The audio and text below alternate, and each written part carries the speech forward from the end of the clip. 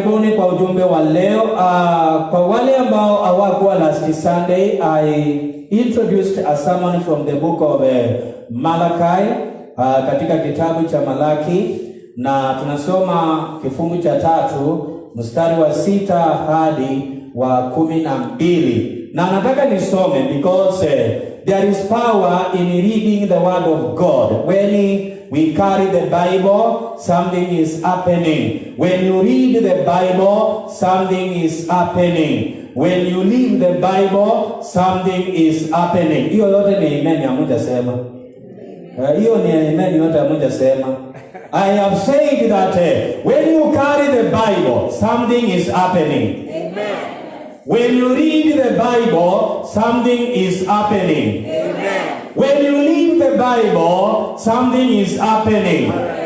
When you meditate the Bible, something is happening in your life.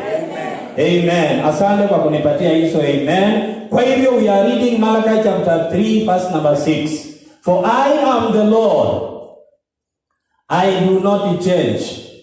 Therefore you are not consumed, O sons of Jacob.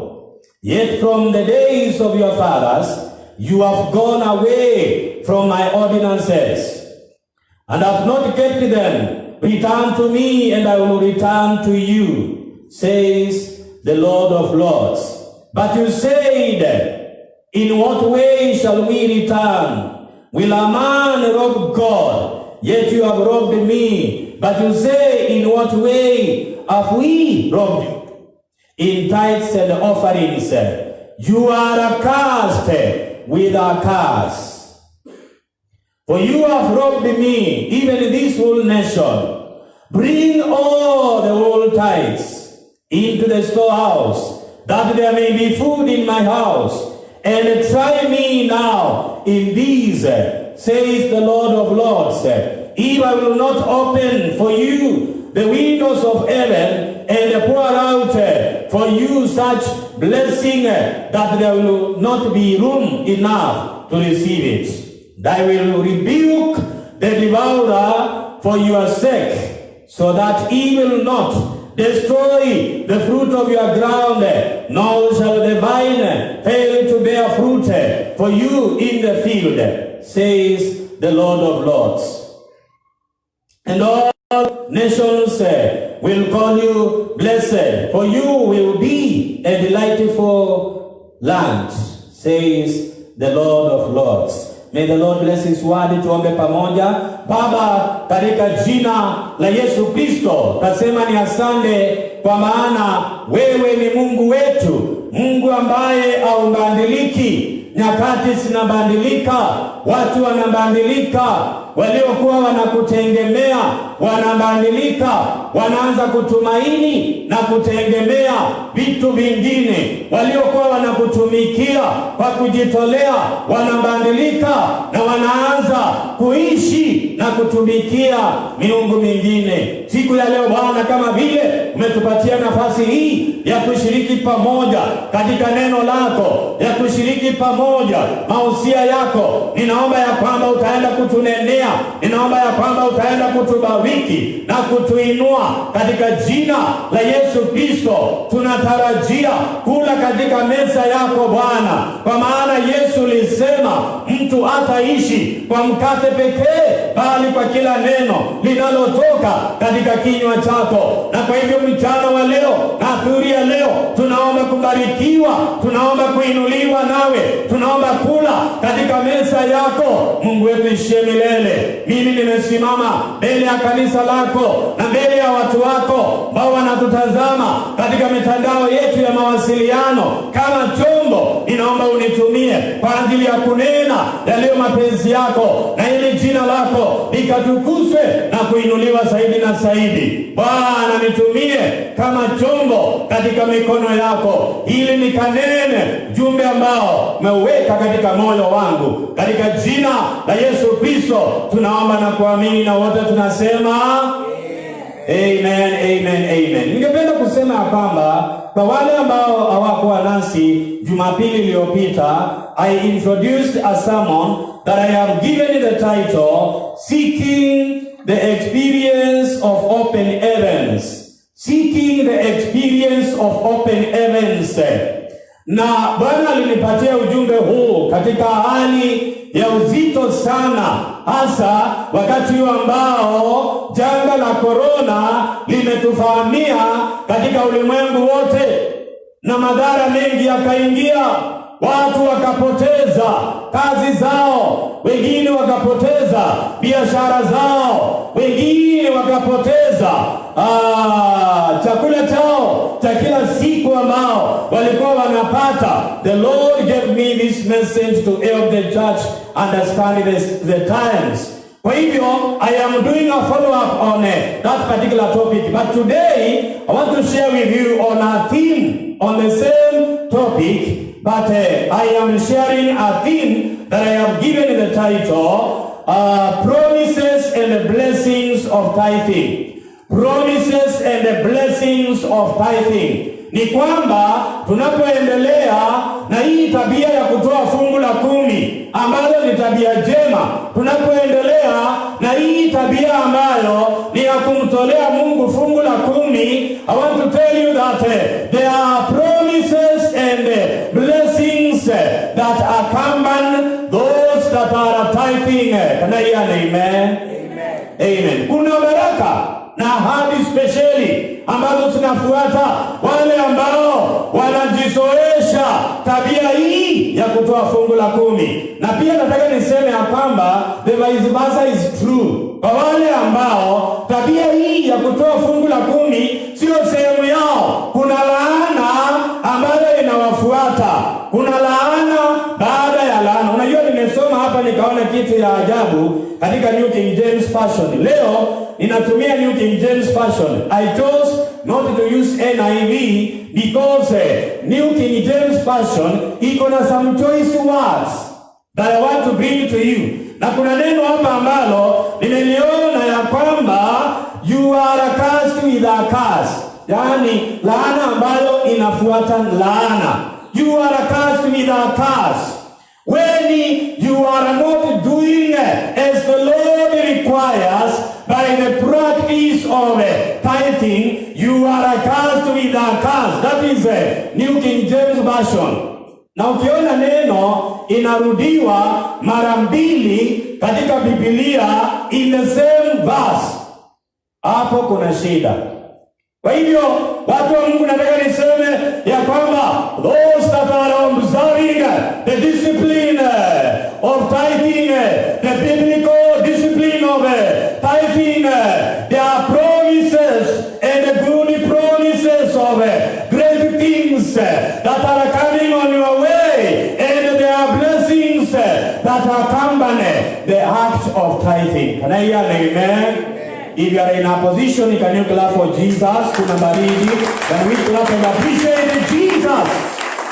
Promises and the blessings of tithing. And I am extracting this particular theme from especially verse number 11 and 12. But before I go there, wacha ni introduce the book of Malachi. Kwa niaba ya wale ambao wako last Sunday, nilisema ya kwamba kitabu cha Malaki ama the book of Malachi kimeandikwa na nabii ambaye alikuwa anaitwa Malaki. Na nabii huyo ambaye alikuwa anaitwa Malaki alitabiri wakati ambao Israeli walikuwa wamejaliwa kutoka katika utumwa. In English, we are saying that Malachi is making his prophetic message at a time when Israel as a nation had experienced victory from the captivity. Walikuwa wamepata ushindi. They had already returned to their homeland. Walikuwa sasa na furaha kwa maana they were not anymore katika nchi ya utumwa. Kwa hivyo Malaki akatokea kama mmoja wa wale ambao ni post-exilic prophets. Baadhi ya wengine ambao unajua katika familia ya manabii tuko na major prophets and minor prophets kulingana na vile Biblia imepangwa. Na the major and the minor is not on the titles and the names of each one of them. It is on the content. It is on the content that each and every prophet delivered to the Israelites. That is how the major and the minor is appearing. But the message is very important. So, kuna Malachi ambaye, he was one of the post-exilic prophets, and he prophesied after Israel had made return to their own land after the captivity. Na tunaambiwa pia ya kwamba Malachi aliishi wakati ambao hekalu lilikuwa limerejeshwa. The rebuilding of the temple had been completed. Ni kwamba there are 3 seasons of Israel's return to their own land. Na tunaanza na zamu ya kwanza ambayo iliongozwa na Zerubbabel, who led the first lot, and the rebuilding of the temple. Hapo ndio kurudi katika nchi yao kulianzia. Na the lot number 2 was led by Ezra, ambaye aliongoza urejesho wa kiroho, because Israel as a nation, they had intermarried with the pagan nations.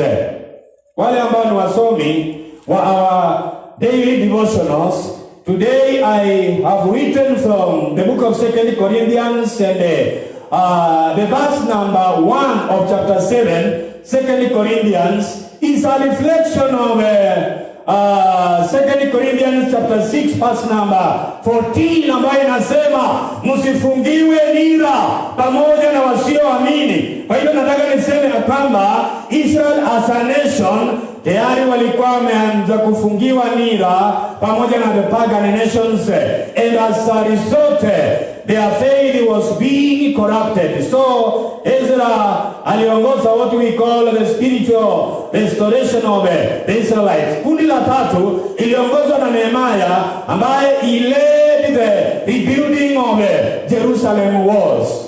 Hao ndio watu ambao walifanya kazi kubwa kwa ajili ya urejesho wa Israeli katika nchi yao, Bwana akiwatumia.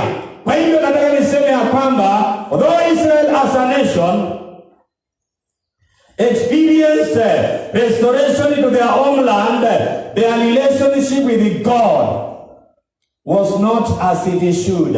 Uhusiano wao na Mungu ulikuwa na dosari. Na hii inanifundisha kwamba ingawaji wengi wetu, najua ndani ya kanisa kila mmoja wetu ana vita vyake anapigana. Kuna wale katikati yetu ambao their prayer is that the Lord is going to remember them, the Lord is going to restore them. Kuna wale ambao katikati yetu their prayer is that the Lord is going to restore their family, the Lord is going to restore their marriage. Na Mungu anasikia hayo maombi yote. And at a particular time, the Lord does restoration in your life. Lakini watu wengi baada ya hayo, baada ya kutendewa Mungu mambo hayo, we forget where the Lord has taken us from. Bwana tusaidie that we are not going to forget. We are not going to forget where the Lord has taken us from. Kwa sababu Israel walikuwa wameanza kusahau na uhusiano wao na Mungu ukawa na dosari. Na tunasema kwamba the prophetic message of Malachi reveals that these guys forgot their earlier experiences with God, and they deliberately chose to forget what God did to them. They chose the way of disobedience and rebellion, especially in the area of service to God. When the Bible is mentioning tithing and offerings, the Bible, in other words, is talking about our services to God. How are we giving our services to God? Evaluating where we have come from, kuangalia na kuchunguza kule ambako Mungu amekutoa. How are you offering your services to God?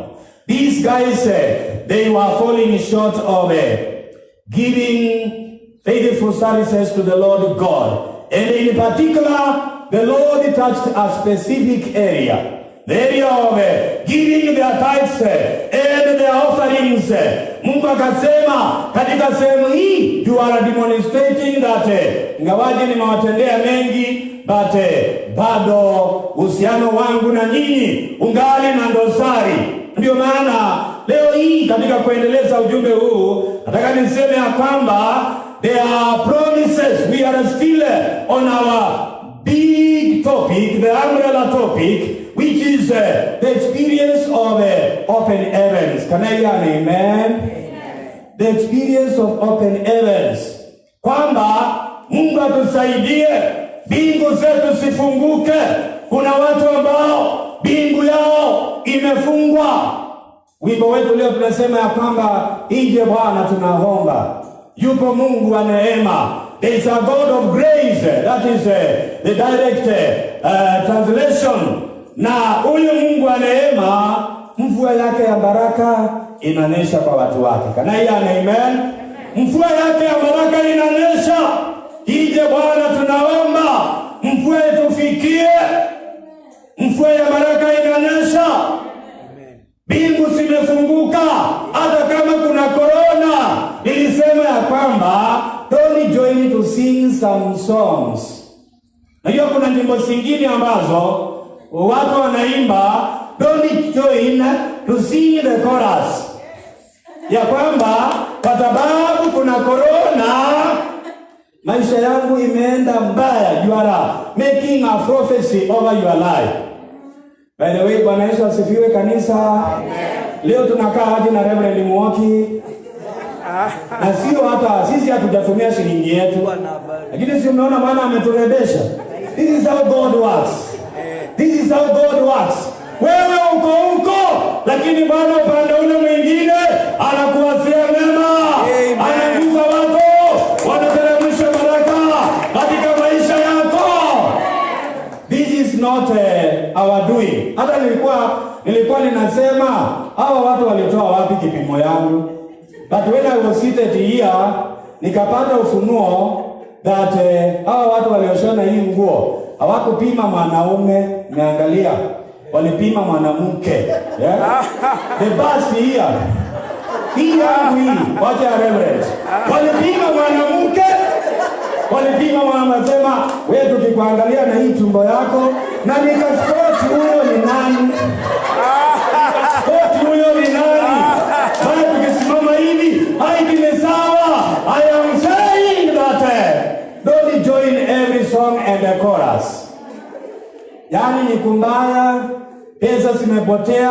Wakati watu wanasema pesa zimepotea, confess that wewe una pesa. Amen. Wewe kiri na kinywa chako ya kwamba mimi najua niko na pesa. Oh yes. Unajua kuna corona na kuna watu kazi zimeisha, lakini kuna watu wengine ambao wameinuliwa wakati wa corona. Kuna biashara zimeinuka wakati wa corona. Yes. Anza kuuza mask. Anza kuuza mask na utaona vile zitaenda. Hiyo biashara nyingine imeisha, wewe anza upande mwingine na utaona. I am saying don't join every song of people in the days that we are living that unajua ni kumbaya, tuwezi toa fungu la 10, maisha ni magumu sana, kazi imepotea, biashara hakuna. Don't join that song. Be faithful to God. Amen. And your heavens are going to open. Your heavens are going to open and God is going to pour. Mungu atanesha mvua yake ya baraka katika maisha yako, katika jamii yako, katika jina la Yesu Kristo. Can I hear an amen? You are following the me. Can you clap for Jesus and appreciate the Lord? Don't join every song of the difficulties and the challenges. Na hata tumeona we are evaluating na tukaona where we are moving. Unajua Mungu ametutendea kitu kingine ya ajabu that when we started hii mambo ya lockdown, ASU moja has grown from worse periods to better times. Where we are moving to better times.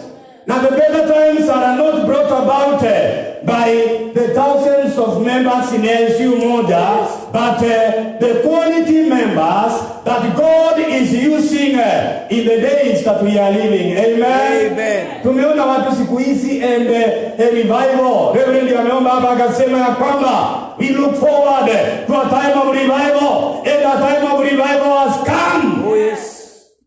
Ndio nilisema last Sunday ya kwamba tunashangaa kuna sadaka imepotea, na hiyo sadaka ilikuanga nyingi sana. Ile ya 20 na 50 imepotea. Tuioni hizi watu wanatoa sadaka ya kuanzia 500, majority 500, 1000 kwenda juu. Na unajua hapa tukitoa sadaka ya 1000 kila mmoja wetu, because we are about 100, we are going to count almost 100,000 kwa hawa watu. Alafu tupate watu 10 ambao they are going to give their tithe. Na wakitoa tithe yao, the least ambayo watu hapa wanaweza toa ni 5,000, we will be better to go. Ile sababu yetu bado inaingia. So we are saying that the Lord has been growing the church from worse periods and times to better times. And I want to say that refreshing seasons are coming on our way. I want to say that refreshing seasons are coming on your way. Wewe ambaye mambo yako ilikaa hivi ikakaa, unajua merikebu zote mawimbi yamekuwa mengi, na kukiwa na mawimbi merikebu zote ambazo ziko katika baharini zina yumba. So life yako imekuwa na kuyumba, mara you don't know how tomorrow is going to be. Lakini mimi nasema remain faithful to God, and you are going to get over to the other shore. Can I hear an amen? Remain faithful to God, and you are going to get over to the other shore, because the Lord is leading the way. Bwana anaongoza njia. Amen. So leo hii nataka niseme kwamba as we look at our theme of the day, promises and the blessings of tithing. Hii nimeitoa katika mstari wa 11. Promises and the blessings of tithing. Biblia inasema, and I will rebuke the devourer. Mimi ninapenda the choice of words there. And I will rebuke. The word rebuke. When I was reading that verse, one of the revelations that God brought into my understanding and the revelation ni kwamba there are battles in your life when you are a tither. Wakati wewe ni mtoaji wa fungu la 10, there are battles in your life you don't have to fight. You need to keep silence. Tell you that you are keeping silence. When you are faithfully tithing, there are battles in your life you don't have to fight. Mungu anasema, the Lord. Unajua, that was a continuation of what God was saying to Israel. Na Mungu ndiye mwenyewe anasema kwa kinywa chake Malakai ya kwamba, and I will rebuke even your prayer. Your prayer cannot fight some battles, but your tithe will fight some battles. Fungu lako la 10 itapigana vita zingine. Na ndio I was getting the revelation that some battles in our homes, some battles in our marriages are coming because we are not faithfully obedient to what God says in His Word. If we are obedient, the Lord is going to take over and fight some of those battles that you are going through. Inasema ya kwamba if you are that kind of a Christian who is going to make a choice not to do as God says in His Word, that bring all the tithes into the storehouse, I want to say that on what is going to happen, kuna vita ambazo utakuwa unapigana na haujui mwanzo wake na mwisho wake. And I was saying that you can evaluate and know. Nilikuwa nasema kwa ile ibada nyingine ya kwamba about a month ago I prayed with a certain dear servant of God.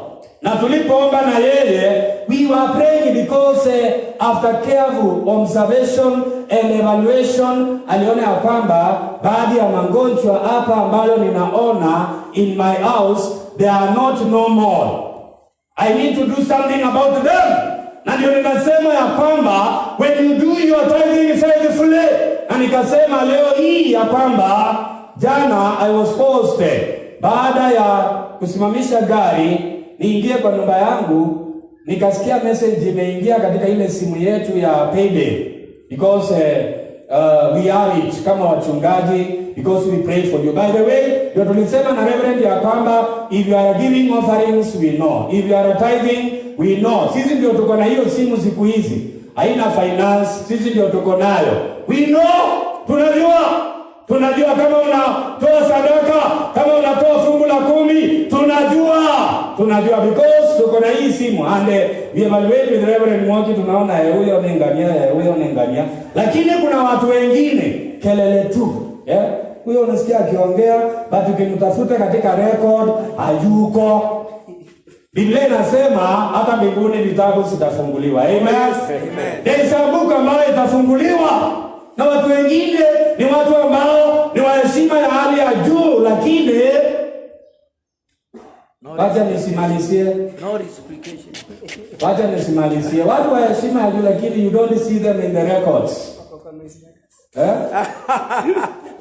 No wonder hata Mungu God is reducing the numbers. Unajua Mungu anapunguza numbers. Na tafadhali my brother and my sister, watch out that God may reduce you completely from the church.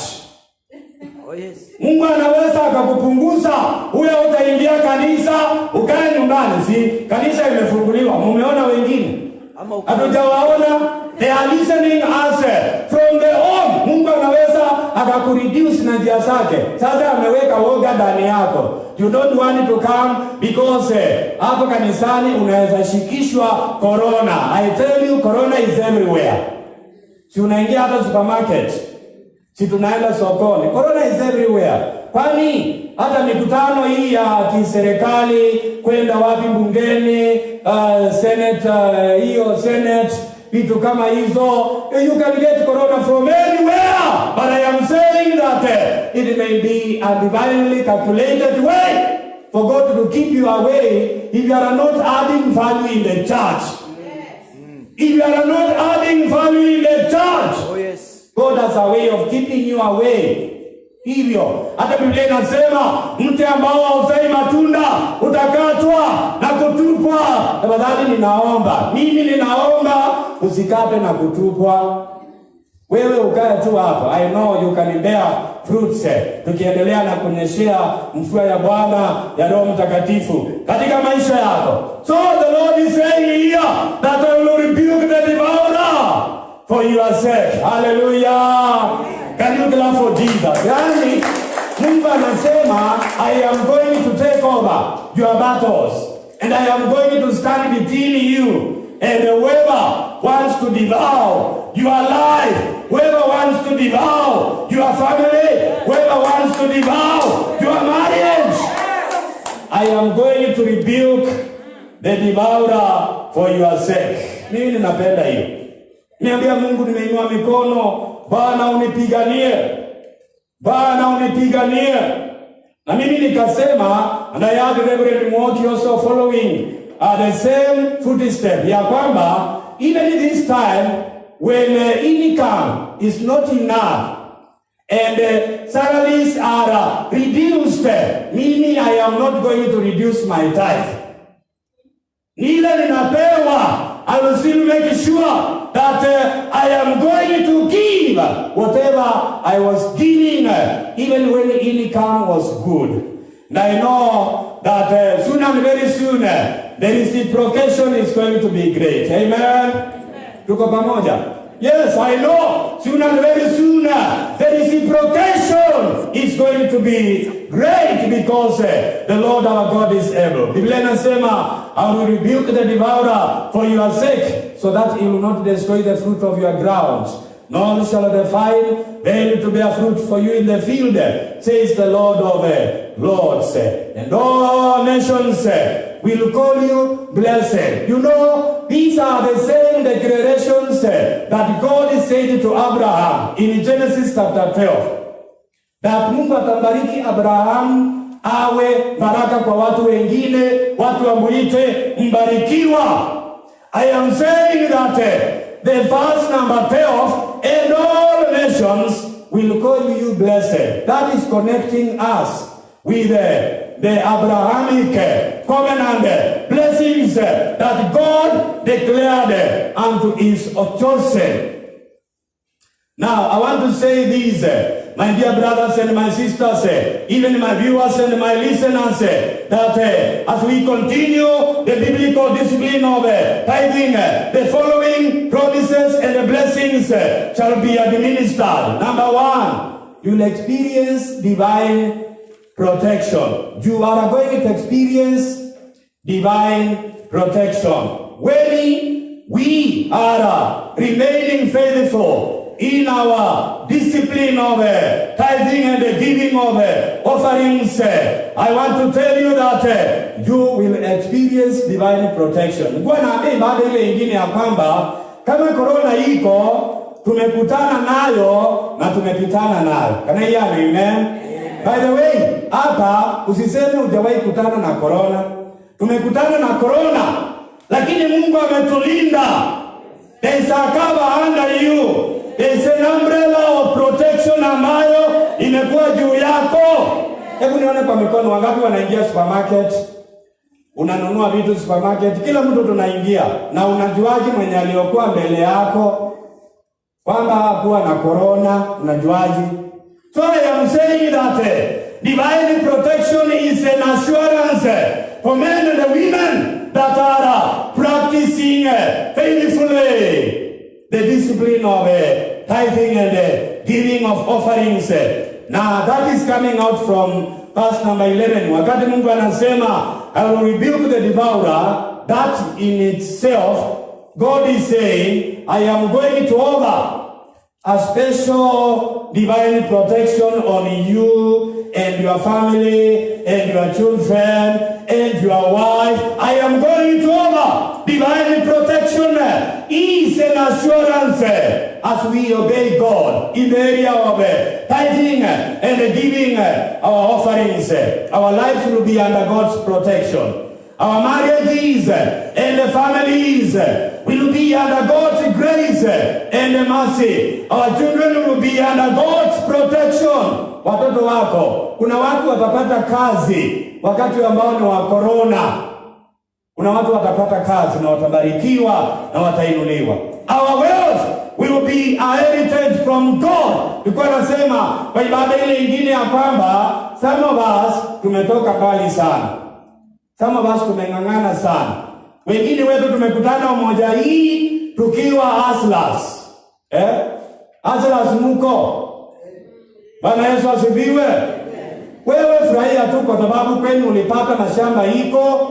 Hapa Nairobi mlikuwa na mali, kazi ambayo ulipata. Baba yako alikuwa mkubwa wa KPA kule Mombasa. Baba yako alikuwa mbunge, hiyo ni sawa. Lakini wengine wetu kufika mahali tumefika ni hustling. Tumekuwa hustlers. Na tunaenda mbali kwa neema ya Bwana. Bado hatujafika. We are going far. Nakumbuka tulikutana hapa na Shadi ukiwa university. We have life testimonies here. I think Reverend, we need a day to give a testimony. Mimi nilikuwa nakaa Soweto. Wangapi hapa wanajua Soweto? Hata hamjui huko. Islam. Mimi nilikuwa nakaa Soweto. A man going nowhere. But I thank God that today I am somewhere and I am getting somewhere by the grace and the mercies of the Lord. Can you clap and appreciate Jesus? Tumetoka mbali na tunaenda mbali kwa neema yake Mwenyezi Mungu. Divine protection is an assurance kwa wale ambao we are trusting the Lord in this life. Number 2, promises and the blessings of tithing.